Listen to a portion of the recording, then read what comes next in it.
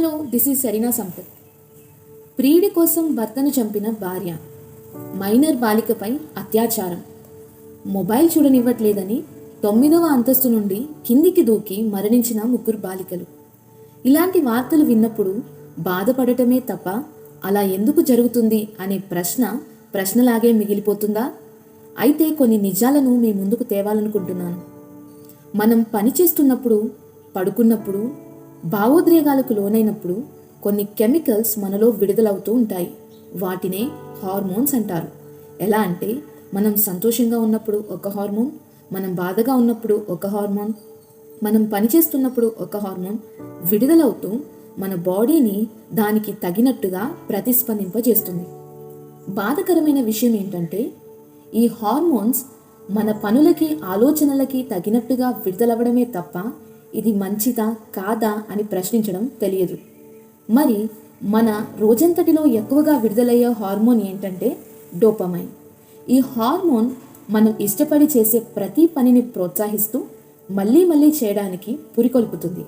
For example, morning లేవగానే green tea లేక fruits తినడం అలవాటైతే ఈ హార్మోన్ మన బాడీలో విడుదలయ్యి మనకి తృప్తినిచ్చి మళ్ళీ తినమని మనల్ని పురికొల్పుతుంది. సేమ్ హార్మోన్ నీకు junk food like biryani, noodles, pizza, burger తినడం అలవాటు ఉంటే బాగా తిన్నావు అన్న తృప్తిని నీకు ఇచ్చి మళ్ళీ తినమని పురికొల్పుతుంది. ఇది ఈ హార్మోన్తో వచ్చిన ప్రాబ్లం అని ఎందుకు అంటున్నానంటే, ప్రస్తుత పరిస్థితుల్లో భార్యాభర్తలు ఎవరి పనుల్లో వారు బిజీగా ఉంటూ ఒకరితో ఒకరు సరైన సమయం గడపలేకపోవడం వల్ల ఎవరైనా కాస్త బాగా మాట్లాడితే ఈ డోపామైన్ హార్మోన్ వారిలో విడుదలయ్యి వారిని ప్రోత్సహిస్తూ మళ్ళీ మళ్ళీ మాట్లాడేలా పురికొల్పుతూ చివరికి అక్రమ సంబంధాలకు దారితీస్తుంది. సెకండ్, అన్లిమిటెడ్ ఇంటర్నెట్తో చిన్న పెద్ద తేడా లేకుండా మనుషులు ఇంటర్నెట్ వాడడం అలవాటు చేసుకున్నారు. ఇలా చూస్తూ చూడకూడని వాటికి బానిసలైన వారు లేకపోలేరు. పాపం, ఈ డోపామైన్కి ఏం తెలుసు అది తప్పని?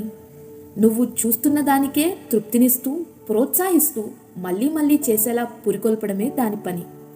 అందువల్ల చూస్తూనే ఉండాలి, చూసిన దాన్ని చేయాలి అన్న ఆలోచనలతో మనుషులు అత్యాచారాలకు, మానభంగాలకు, హత్యలకు పాల్పడుతున్నారు. మరి ఈ డోపమైన్కి మంచేదో చెడేదో చెప్పేదెవరు? మీ అభిప్రాయాలను మాకు తెలియజేయాలి అనుకుంటే కామెంట్ చేయవచ్చు. ఆలోచిద్దాం, మంచి మార్గాన్ని కనుగొందాం, భావితరానికి మంచి బాటలు వేద్దాం. ఇది అంతం కాదు, ఆరంభం మాత్రమే. Thank you.